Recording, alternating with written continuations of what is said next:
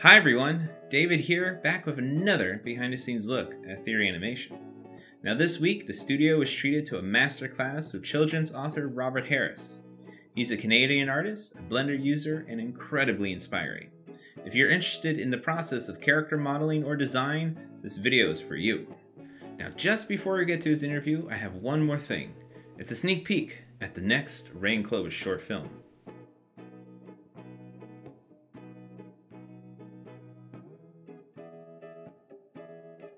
What do you think?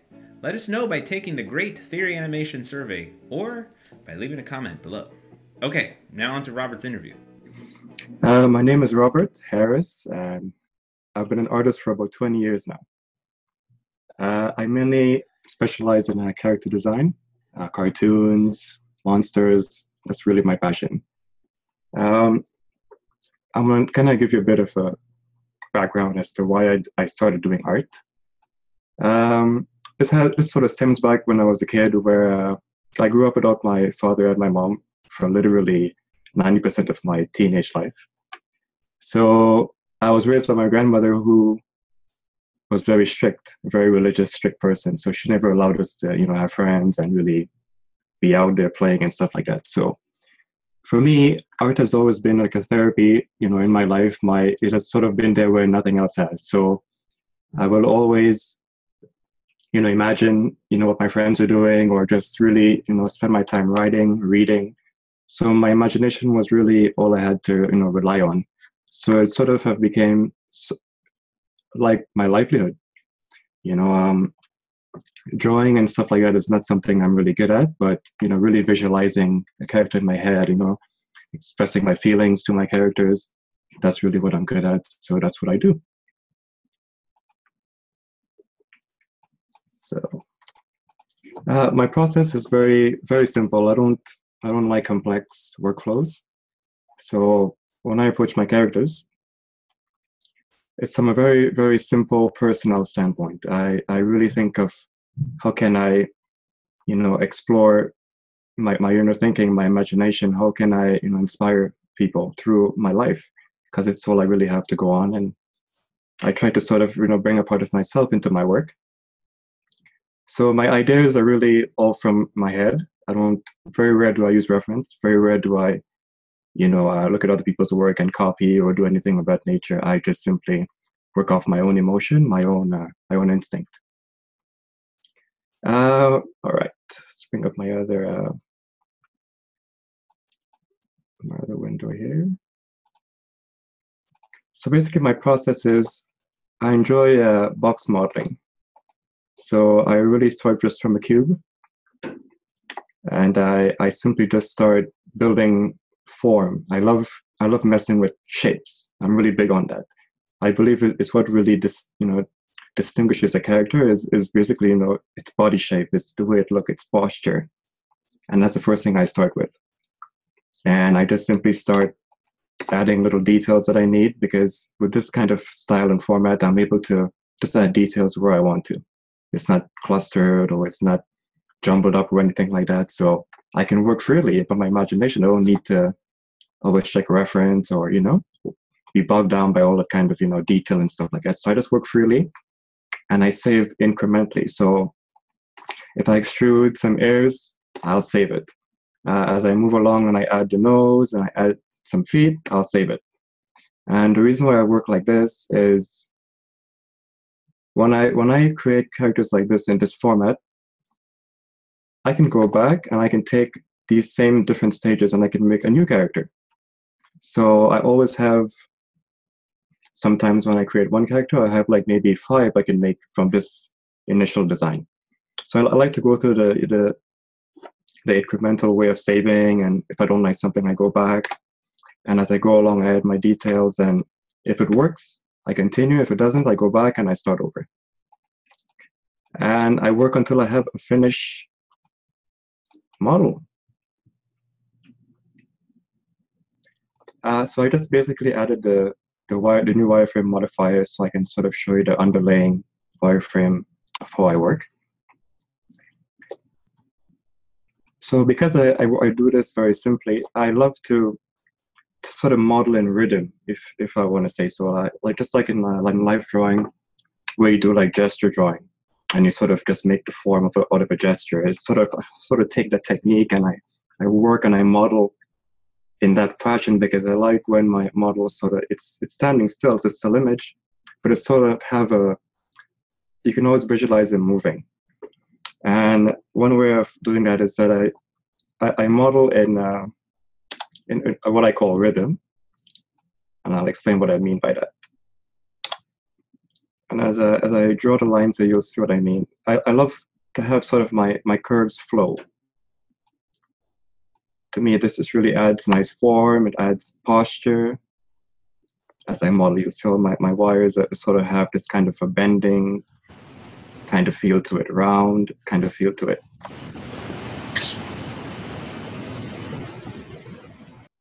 And this is how I enjoy working. So this helps me to really capture the feel of what I'm going after. So it's never really difficult as far as the modeling process is concerned, but it's more of kind of getting these forms to flow and sort of create the illusion of that it's sort of it has life to it, although it's a still image.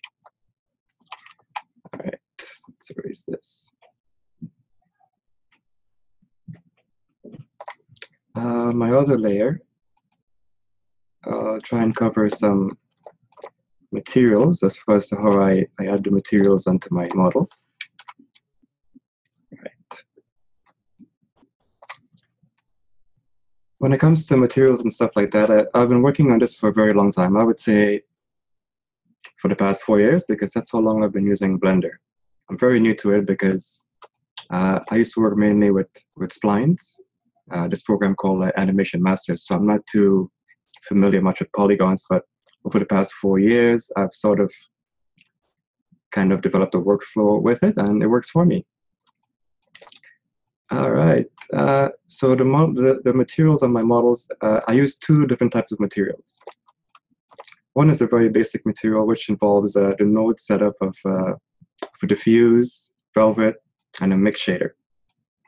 And the reason why I use this, which is the one in red, it really has this nice sort of a fade off to it.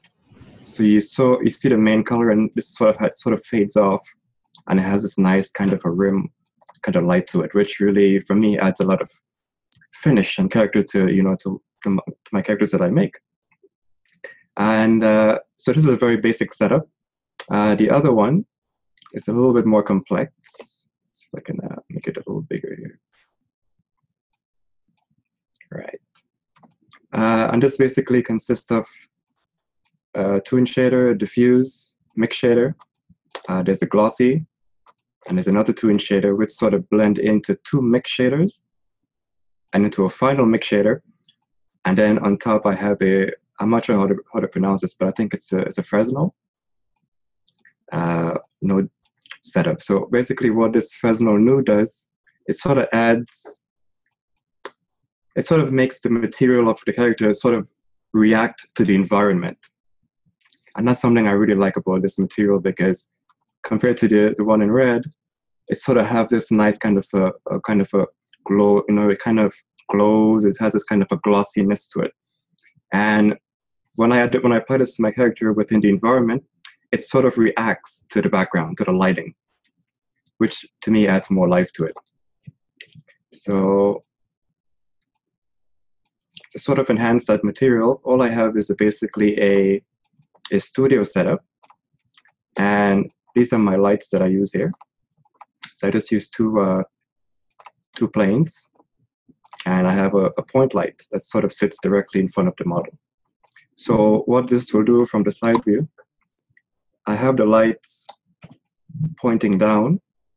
And as it hits the surface, and it bends, it sort of adds sort of a nice fade off into the environment. So when my character stands where it stands, and whatever's around it has a nice sort of a fade off, soft, kind of rendery feel to it. And this is something that it took me a long time to really develop and work with over time. So yeah, that's this material setup. That's what worked for me. What else do I have on my other layers? Okay. This is a model of a bird, sort of a peacock that I created. And another aspect of my modeling tools that I use, I love using Bezier curves. All of her feathers are basically Bezier curves that I created. You bring one out that I shaped to form, her feathers and oops. And I do this because it sort of adds, I guess, a kind of new dimension to my already 3D character that I have. So it sort of has this nice. It's not all mesh. It's not all polygons. That you can kind of get a sense of a feel that there is more texture to it. There is more of a different style added onto it. So that's why I use this method. It's really, I find it very handy. It's flexible.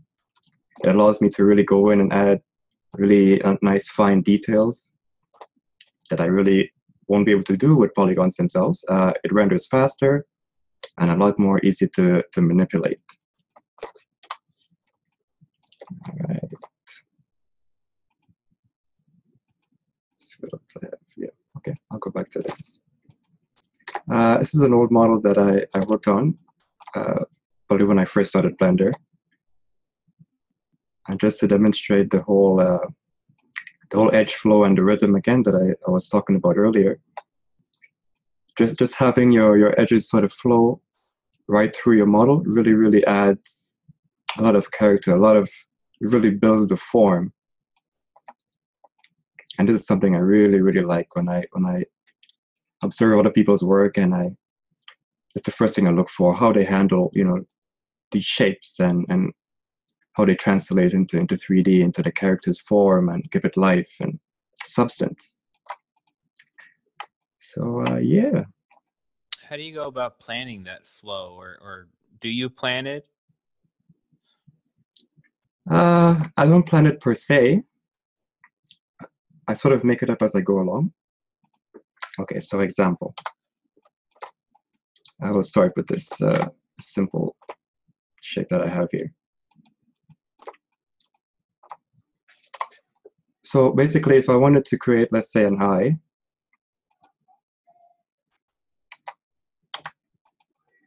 I'll select the eye, extrude, I'll scale. All right, so this is sort of give you an example of what I mean. So I'm just basically adding details as I go along. I'm not limiting myself to, to a reference or a form. I just create as I go along. So I can create a mouth.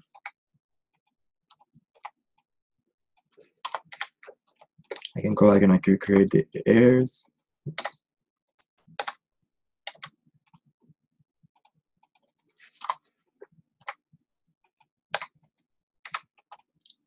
So as I create these, let's say, for instance, I want to start kind of bringing in sort of my, as they would say, the form and the rhythm.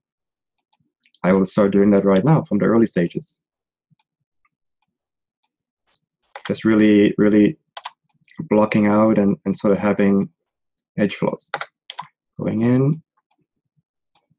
And as you see, it's starting to take sort of a rhythm shape from early, because when I add the subsurf modifier, it sort of offsets what I have going here. So for me, establishing this kind of a shape early, it's very important to sort of where I work, and sort of makes the rest of the modeling process a little bit easier.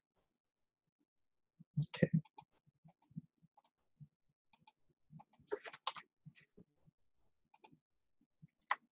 So you can sort of add feet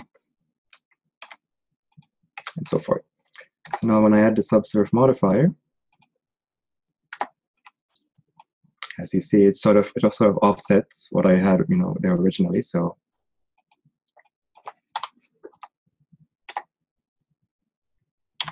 oops. All right. And from this process on, I just simply really start refining how everything looks. Add loops where I need them.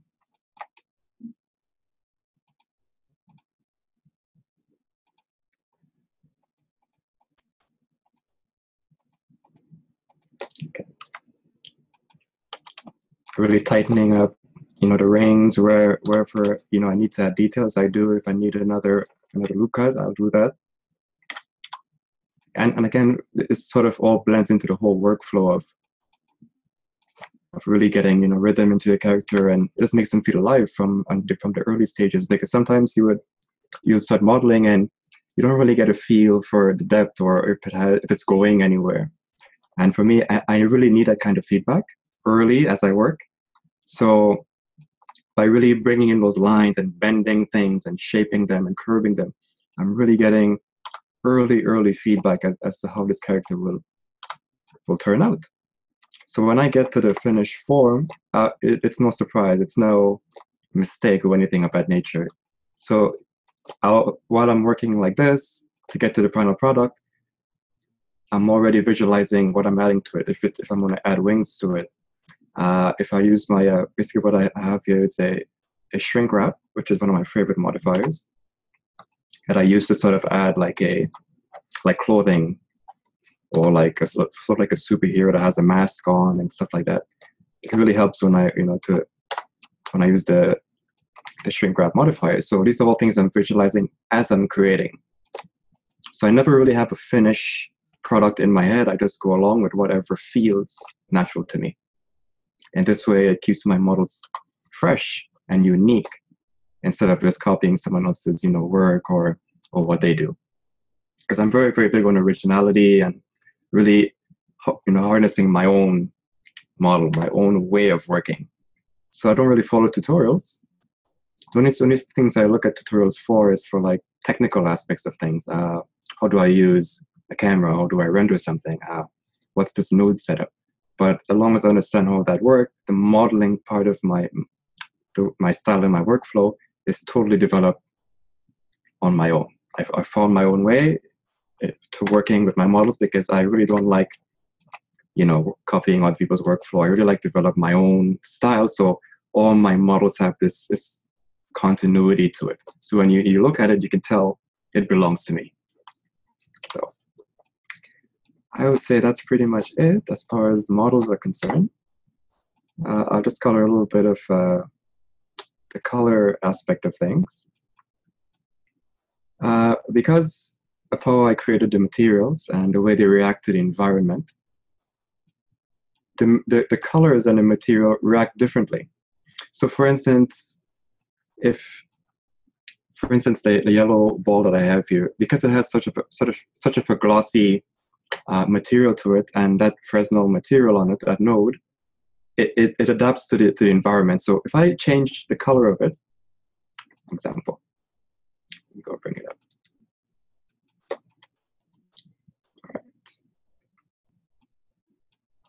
If I decide to change the color, let's say to purple, I make it purple, and I render it, you would notice at the bottom here, it sort of has this kind of a dark purple effect to it, and it gets lighter as it gets onto the top. So it's reacting to the light, it's reacting to its environment, it's sort of absorbing the light compared to the one in red.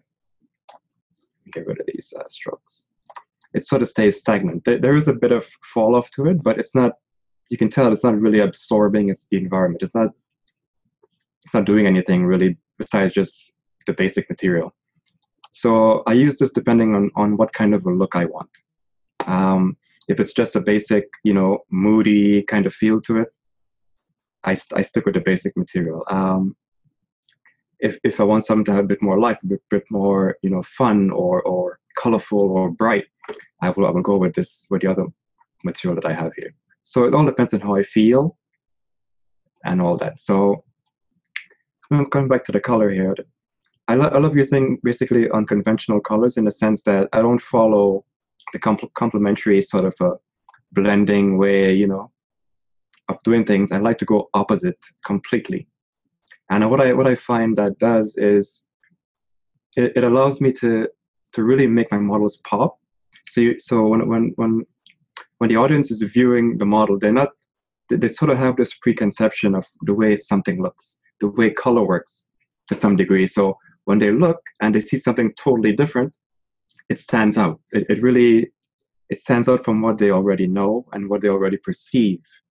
So even if it's subtle, I always try to go directly opposite. I always go for the color that's way off the chart kind of thing, or in between.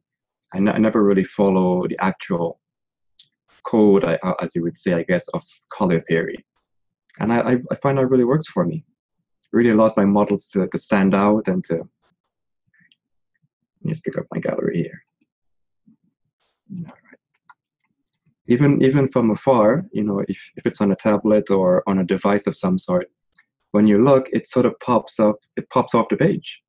And this is all due to, like I said, the materials and the lighting, how everything just sort of reacts to its environment. And the different colors that I use, I go completely opposite, to what's natural, I would say. And again, this just definitely works for my type of style, and I like it. This is all really amazing stuff. I'm kind of curious about like the pig and the bird. Like, what are some of the model counts for that, or how difficult is that to render?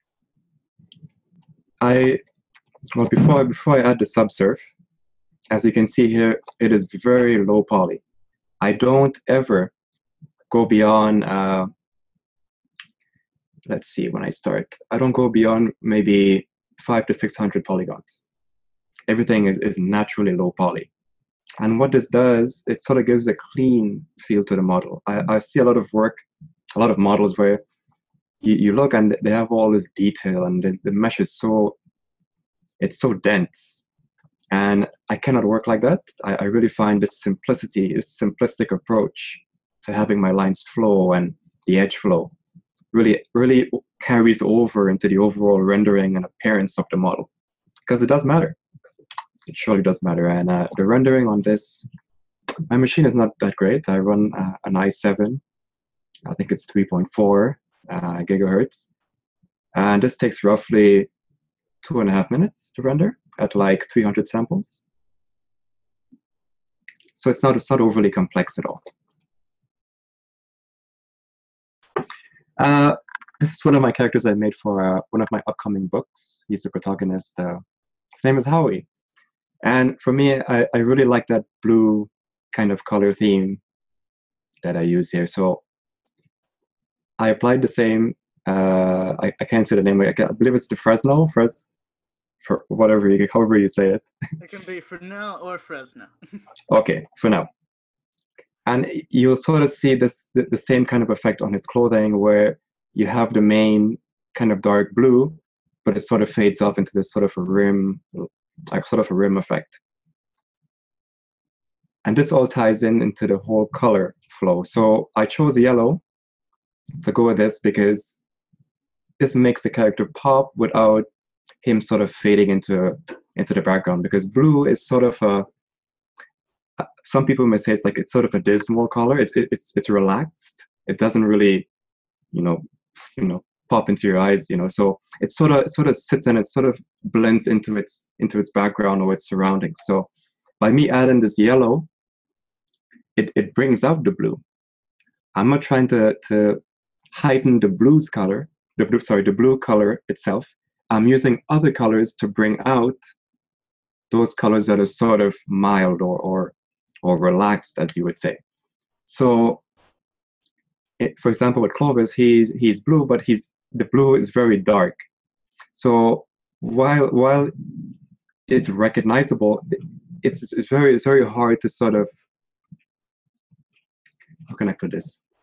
To make him pop in a sense, because there's nothing else on him that draws your eyes away from that blue.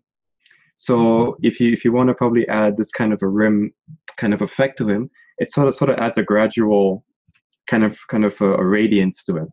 So from the center of his body, you sort of have this nice dark blue, and you can sort of fade off into a white around him. So he sort of stands out from the surroundings. He reacts to the environment through just the material that he has on him. So I think that's what I would suggest. Can you show us a page or two out of a book? So this is the cover concept that I have in mind. It's not completely finished. It's just stuff I'm placing, just to kind of get a feel for what works. So the idea for this story is simply he's in his room, and Hubby's in his room, and he has not seen his father, which is basically from my life, for a very long time in his life. So his father basically is coming to visit him, and he's expecting his father to arrive soon, but he hasn't. So in his own mind, he starts looking for his dad in his imagination. So his toys that are on the ground sort of come alive. His little toy spaceship comes alive, and he's in there. His little toy butterfly comes alive, and they're flying all around him.